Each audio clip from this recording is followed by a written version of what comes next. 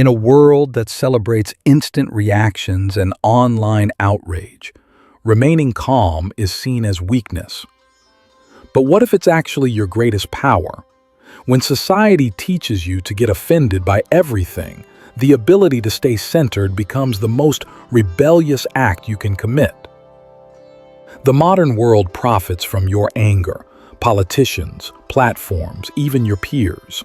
What happens when you stop giving them that power?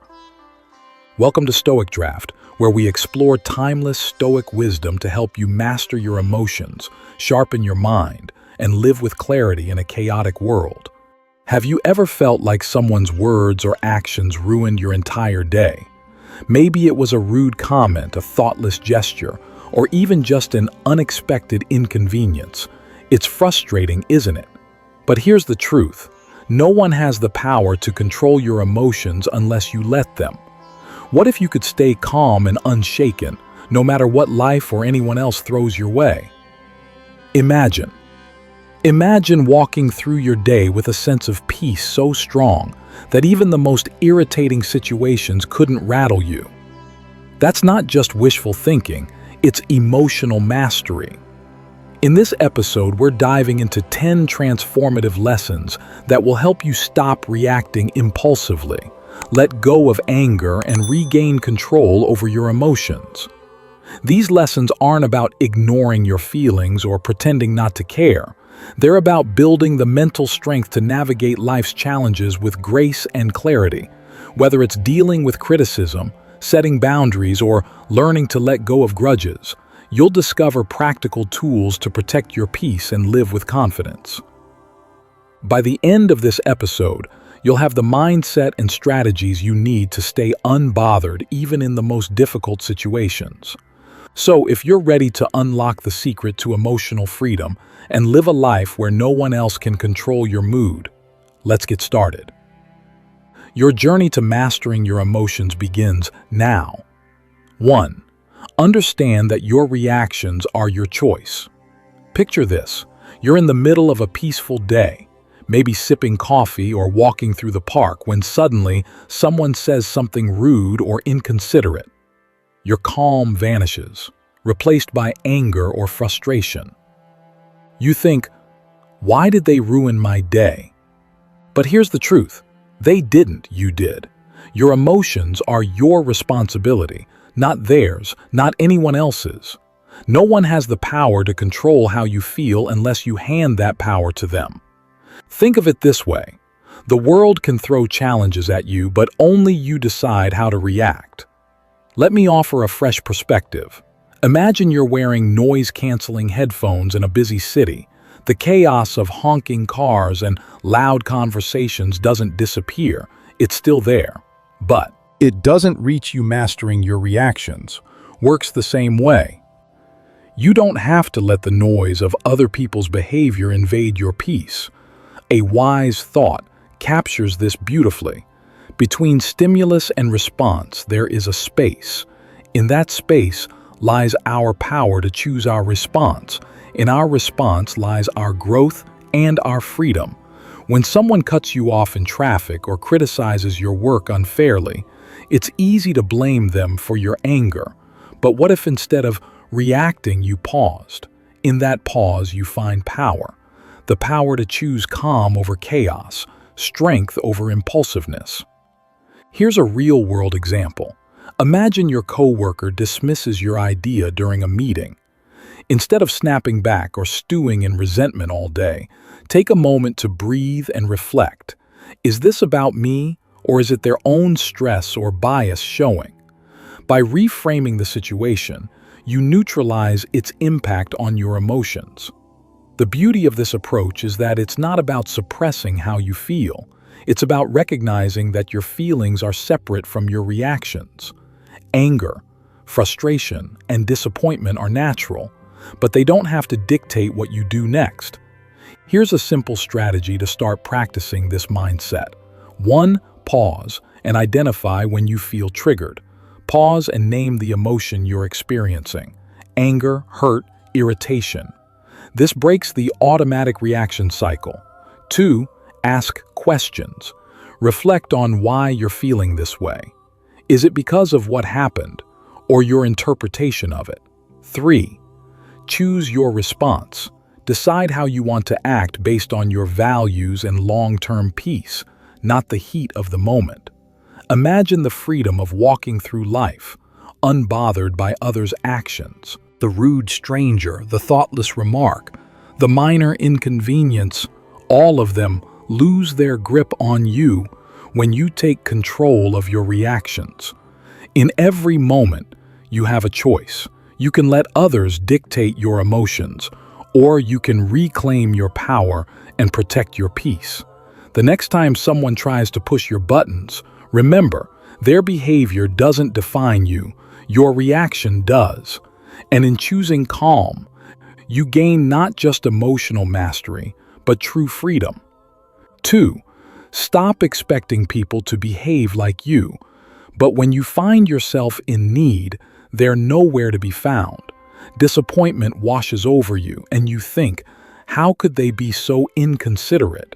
I would never treat them this way. Here's the hard truth. People don't operate by your standards or values. They act based on their own.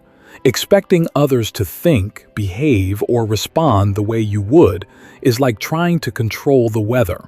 It's impossible and only leads to frustration. Think of it this way. Each person is walking their own path, shaped by their experiences, beliefs, and priorities.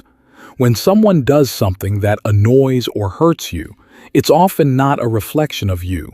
It's a reflection of them trying to change or control their behavior. Only leaves you feeling powerless. Instead of focusing on how others should act, focus on accepting them as they are. Let me give you an example. Imagine a coworker who constantly interrupts during meetings.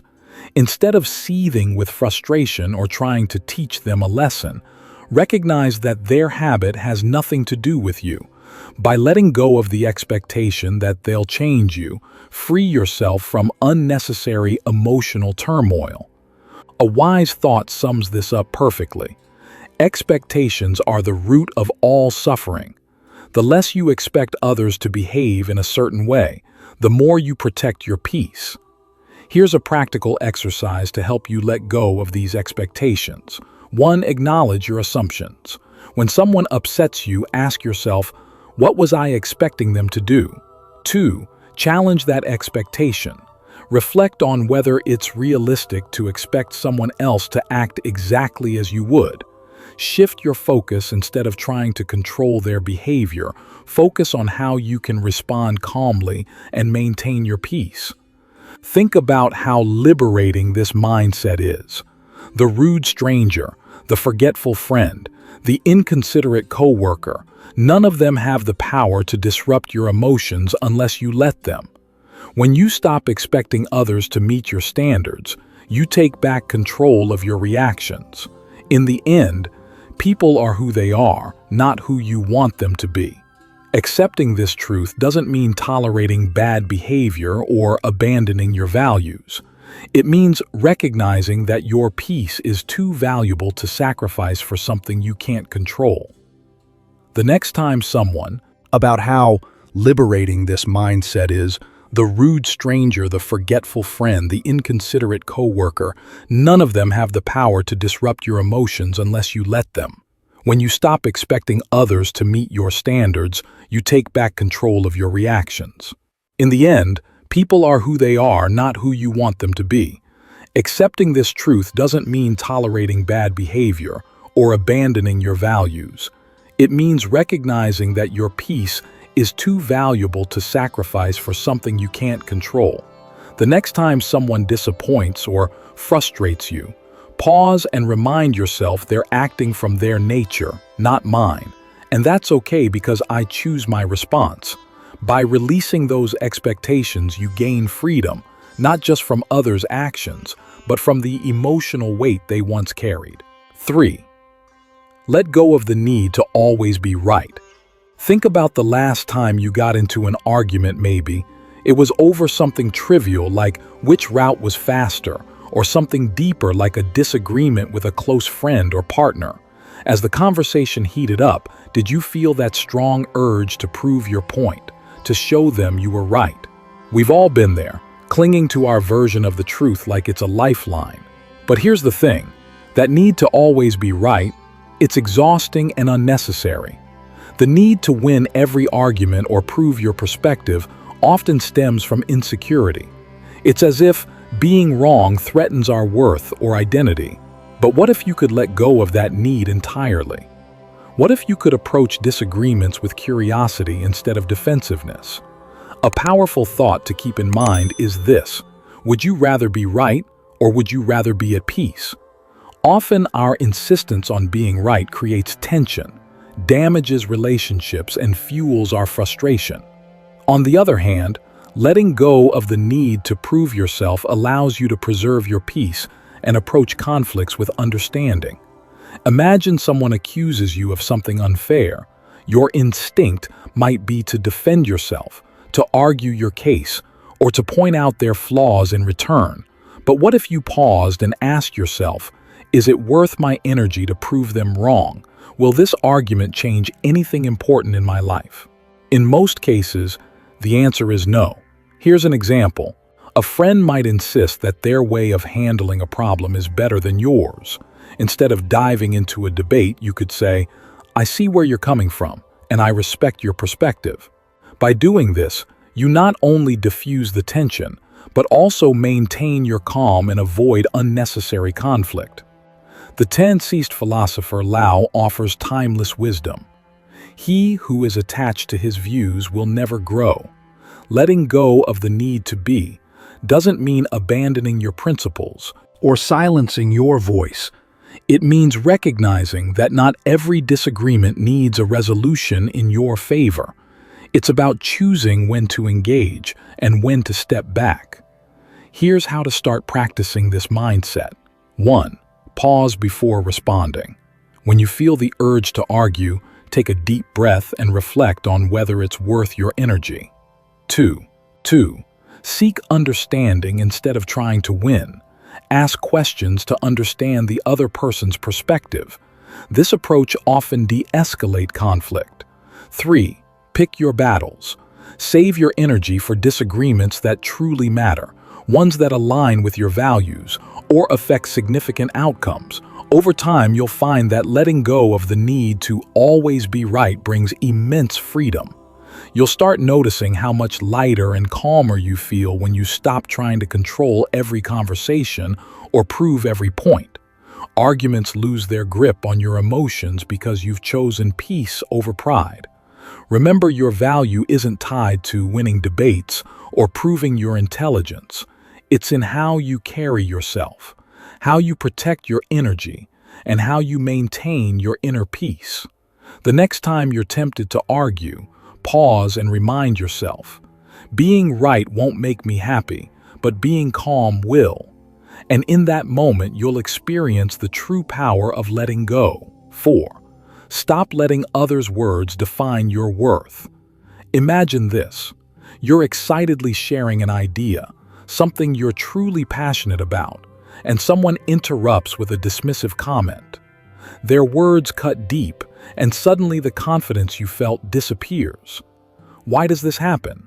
It's because we often let others' words define how we see ourselves. Here's the truth. Your worth isn't determined by someone else's opinion. It's not tied to their compliments, criticisms, or judgments.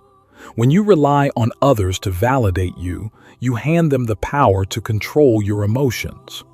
True emotional freedom comes when you take that power back. Let's consider an example. A colleague criticizes your work, not constructively, but in a way that feels harsh or personal. Your instinct might be to defend yourself or feel disheartened. But what if, instead of reacting, you paused and reminded yourself, their words reflect their perspective, not my value. By detaching your worth from their opinion, you protect your peace and maintain your focus. Marcus Aurelius captured this wisdom perfectly. It never ceases to amaze me. We all love ourselves more than other people but care more about their opinions than our own. This isn't about ignoring feedback or dismissing others entirely. It's about filtering what truly matters.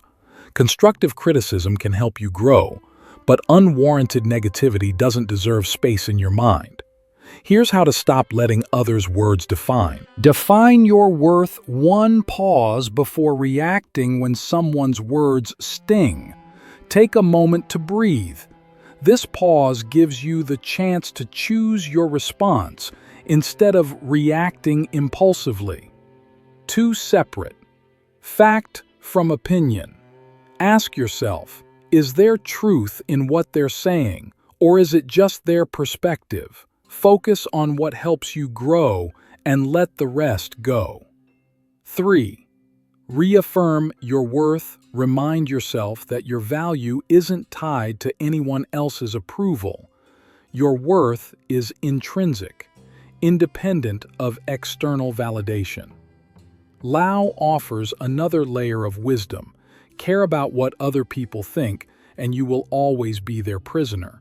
Letting go of the need for validation doesn't mean you stop caring about people. It means you stop caring about opinions that don't serve your growth. By doing so, you free yourself from unnecessary emotional weight. The next time someone's words challenge your confidence, pause and ask yourself, am I letting this define me, or can I choose to focus on what I know to be true about myself? In that moment, you reclaim your power and remind yourself that no one's words can diminish your value unless you let them. True strength lies not in avoiding criticism, but in knowing your worth regardless of it. When you stop letting others' words define you, you create space for authenticity, confidence, and peace. And that's a life no one can take from you. 5. Protect your energy by setting boundaries. Picture this. A friend calls you in the middle of your busy day, asking for help with something they could probably handle on their own. Or perhaps a coworker dumps a last-minute task on you, assuming you'll say yes. You feel the weight of obligation, but also the frustration of knowing this will disrupt your plans. Why is it so hard to say no? Here's the truth. Protecting your peace requires setting boundaries, and boundaries aren't selfish. They're necessary. Without them, you let others dictate your time, energy, and emotional well-being. Saying yes to everyone else often means saying no to yourself. A powerful reminder comes to mind. You can't pour from an empty cup. If you're constantly giving without protecting your energy, you'll find yourself burned out, resentful, and disconnected from your own needs. Boundaries are how you safeguard your emotional freedom while maintaining healthy relationships. Think about this.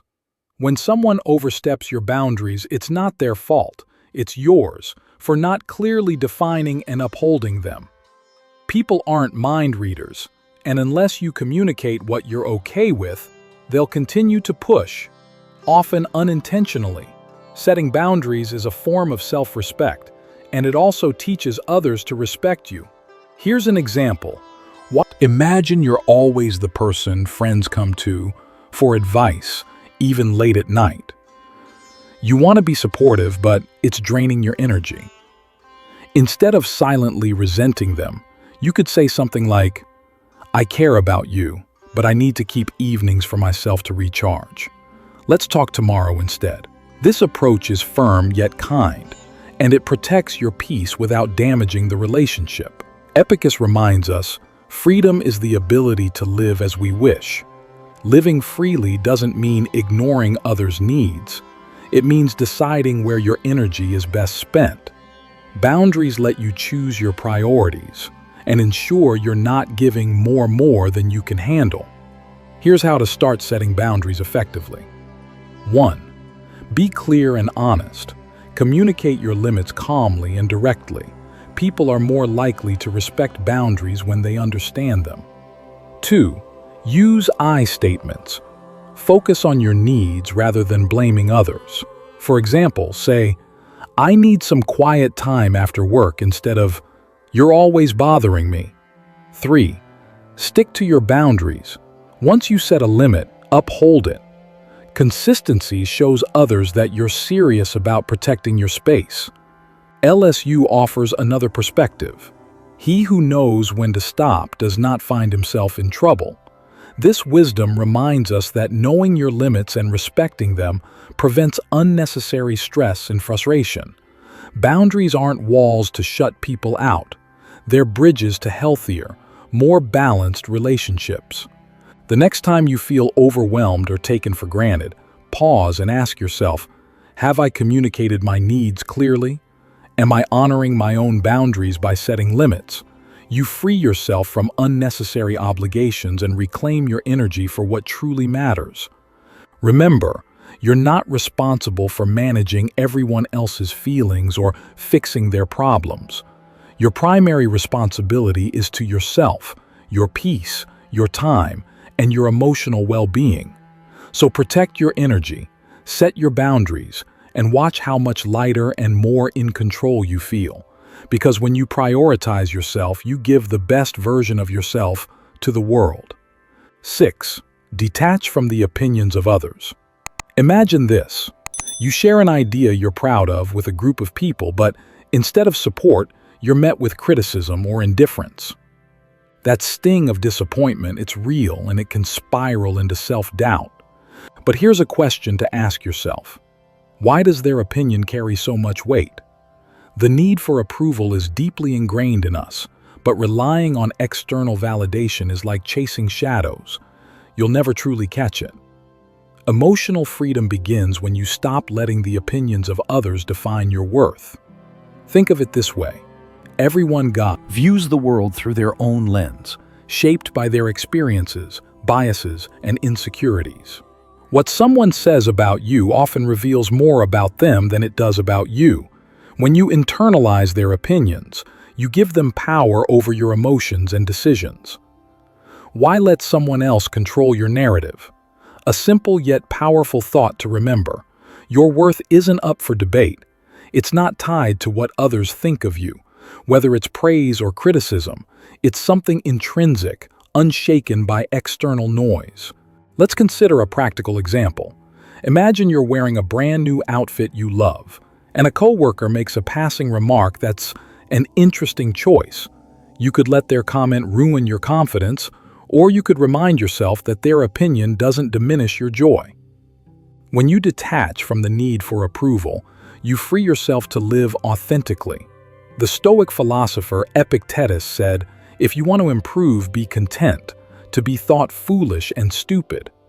This might sound harsh, but its liberating growth often involves going against the grain or doing things others might not understand. Seeking approval can hold you back, while embracing your own path, even if misunderstood, sets you free. Here's how to start detaching from the opinions of others. 1. Question their importance. When someone's opinion bothers you, ask yourself, why does this matter to me? What authority do they have over my life? 2. Reaffirm your values. Focus on what matters to you, not what others expect. Ground yourself in your goals and principles. 3. Practice letting go. When criticism or judgment arises, acknowledge it without clinging to it. Picture their words as leaves floating down a stream, there but not lasting. Lao offers another perspective. Care about people's approval and you will be their prisoner. This doesn't mean ignoring feedback or isolating yourself from others. It means filtering out what doesn't serve you. Constructive criticism can help you grow, but unwarranted judgment, that's theirs to carry, not yours. Think of detaching from opinions like shielding yourself from bad weather. The rain may fall, but it doesn't have to soak you. By focusing on your own inner compass, you remain grounded no matter how others perceive you.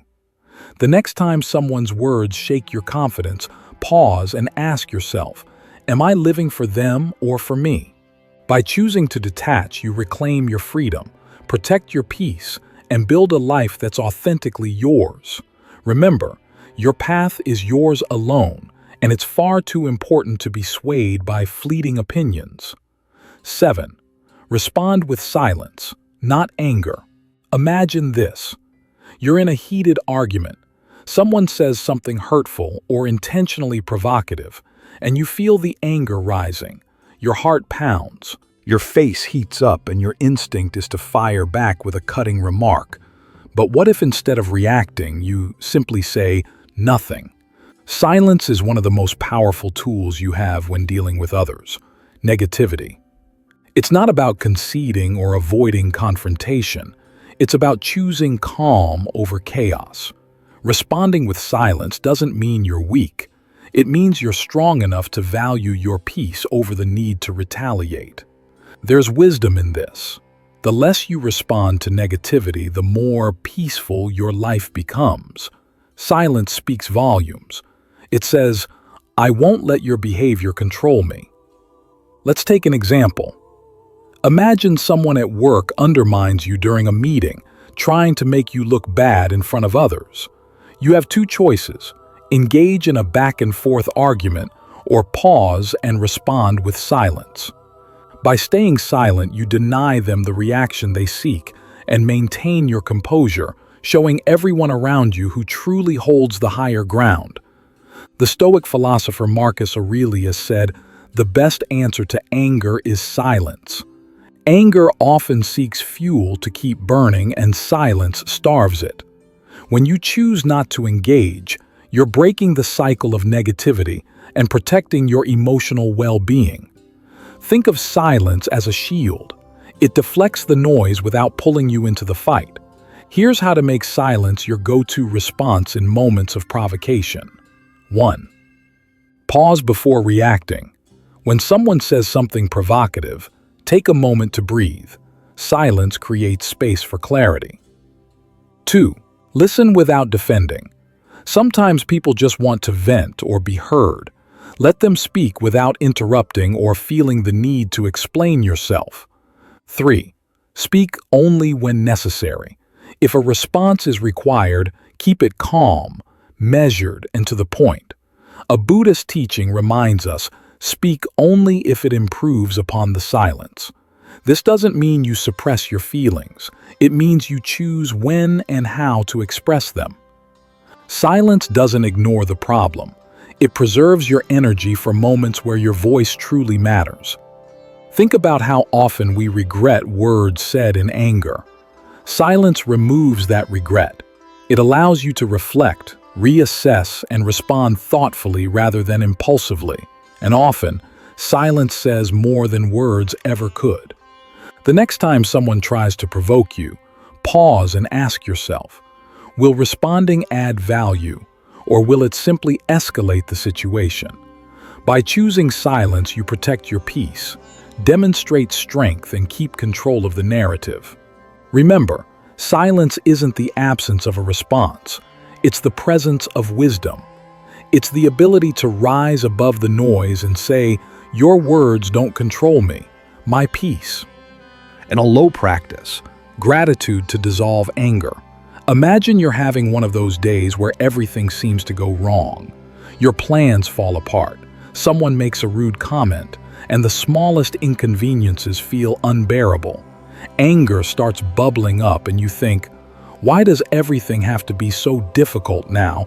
Pause. What if, instead of focusing on everything going wrong, you shifted your attention to what's going right? Gratitude has a way of turning anger into calm and reframing even the worst moments into opportunities for perspective and peace. Here's a powerful truth.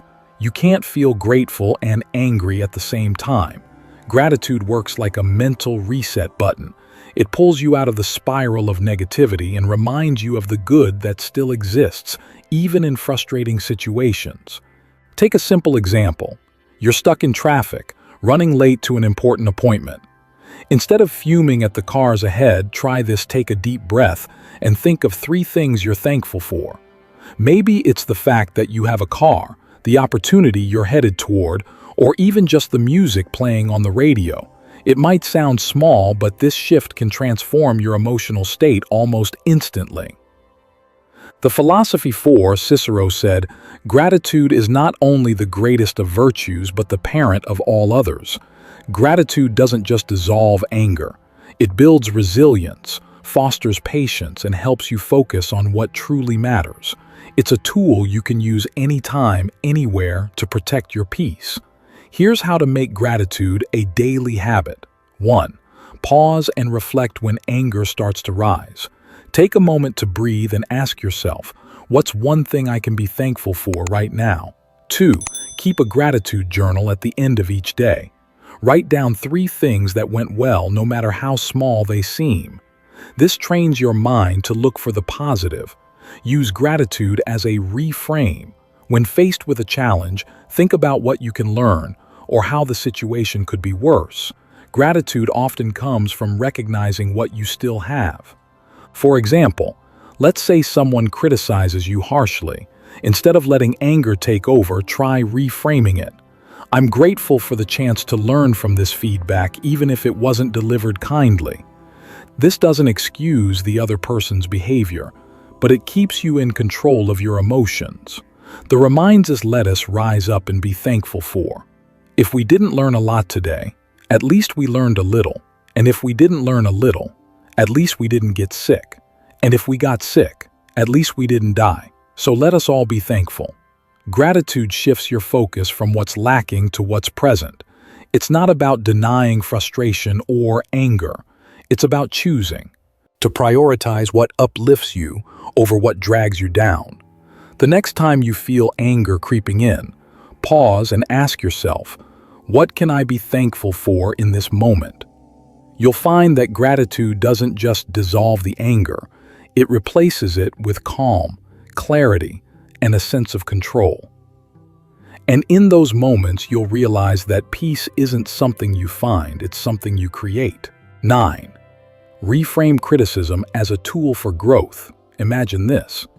You've just shared an idea you're proud of, maybe at work, with friends or online, and someone immediately shoots it down with harsh criticism. Your first instinct, defensiveness, maybe even anger. It's natural to feel this way when your efforts are met with negativity. But what if you could reframe criticism, seeing not as an attack but as an opportunity to grow? Criticism, no matter how it's delivered, holds value. If you're willing to look for it, it can show you blind spots, challenge your thinking, or push you to improve. When you shift your perspective, criticism stops being a source of frustration and becomes a tool for self-betterment. Here's an example. Imagine you're preparing a presentation and a colleague points out several flaws in your work. You could dismiss them, thinking they're just trying to undermine me, or you could pause and reflect. Is there truth in what they're saying? How can I use this feedback to improve? By choosing the second approach, you turn what might feel like an attack into a stepping stone. A wise thought captures this perfectly. Criticism, like rain, should be gentle enough to nourish growth without destroying roots. This doesn't mean all criticism is valid or worth your attention.